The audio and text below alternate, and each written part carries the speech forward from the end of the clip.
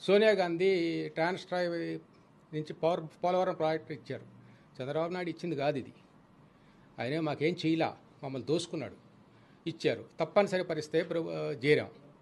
చేరిన దగ్గర నుంచి ఎంత హింస పెట్టాడంటే ఎలక్షన్కి అయి 150 కోట్లు తీసుకున్నారు. ఎవరెవరు ఎంత తీసుకున్నారో మాకు తెలుసు, లెక్కలు ఉన్నాయి. లోకేష్ ఆ ప్రాజెక్టులో సర్వనాశనం చేశారు. మేము ఏదో బాగుపడతామని కొంచెం సహాయం చేయాలి, కానీ మమ్మల్ని నాశనం చేయటమా?